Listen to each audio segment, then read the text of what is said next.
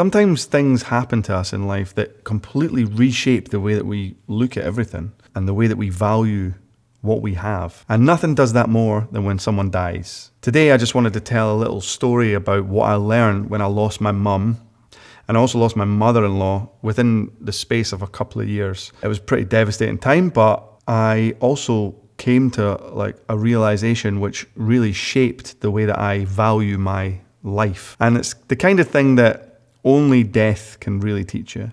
Without going too much into it, both my mother and my mother-in-law were very close to or just retiring. And then they both had cancer, and they both missed out on the thing that they had kind of had at the end of that working life. They were both very hard workers. They had a whole lifetime of exciting plans that they wanted to execute when they didn't have to work anymore. And then all of that was just kind of cancelled. It always just felt to me like, wow, okay, that's really, really unfair.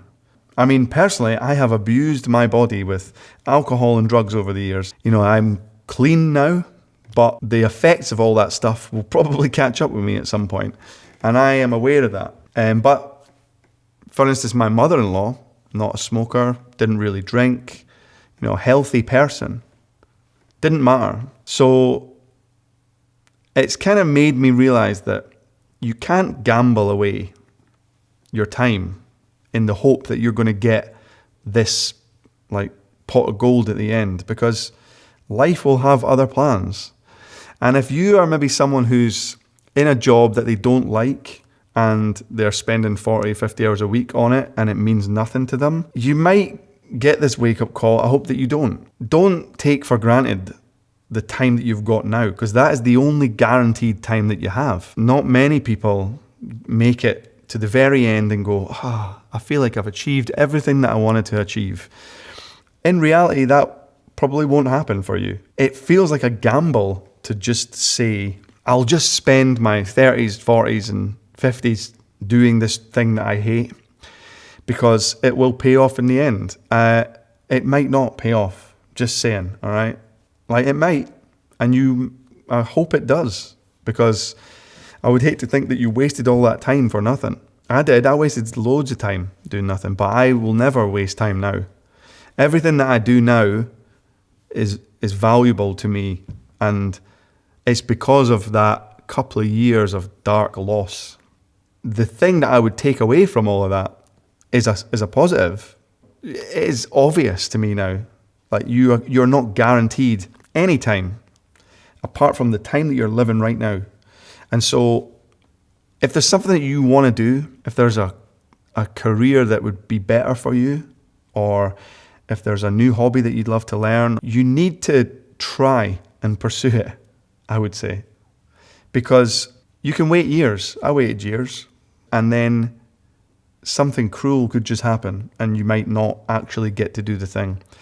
And it's a real old message. I mean, this is nothing groundbreaking or new, but when I talk a lot about on this channel about changing careers and following your creative passion and how to do that, how to make that into a reality and into a business that pays. And that's all really important to me, because it's the whole business side of it enables us to go forward and do it. And what fuels me to do that is the lessons that I've learned. And one of the lessons is that, you could save up £1 million, £10 million for your retirement. But, I mean, come on, there might be no retirement.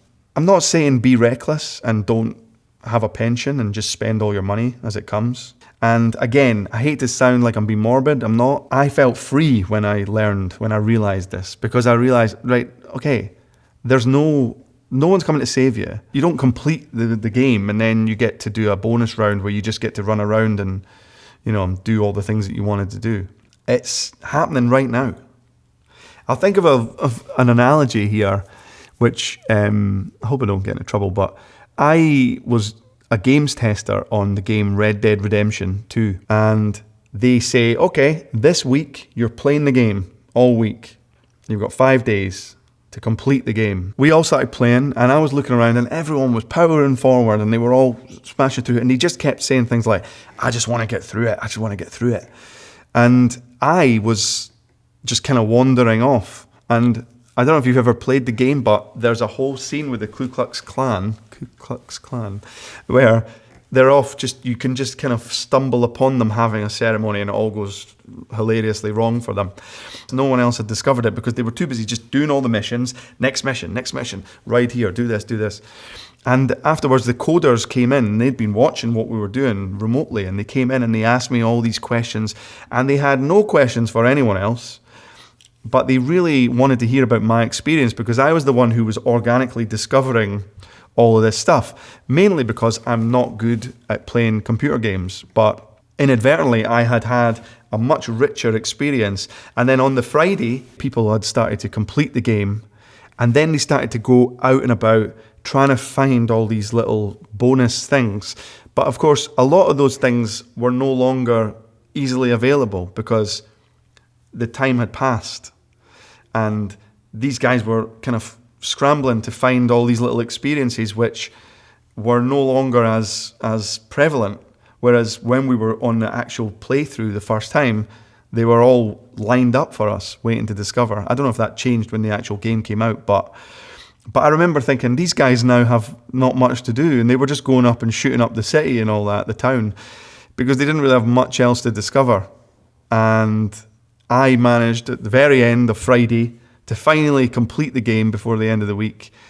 But it kind of reinforces what I'm saying here. It's like, we're not trying to speed run through life. We're trying to experience it every day. And we will all have this realization at some point in our life. And I just wanted to share that thought, because if you are thinking about doing what we do on this channel and switching careers, for example, and pursuing a creative dream or anything like that, it doesn't have to be that, but anything like that, don't wait until you have no choice but to acknowledge it. Just do it. Just go out and start it. I have sadness that I don't have my mum, but I have happiness that even in her death, she taught me that every moment is sacred and special. And so we really need to just stop taking it for granted and start actually spending our time doing things that we like, that we love, that fill us up, that give us energy and power and replenish us. Because, yeah, you never know, mate. You just never know. Anyway, next week I'll do like a fun one, all right? But thanks for listening. And if you have had a similar experience, then, you know, my heart goes out to you. And yeah, thanks for watching. I really appreciate it.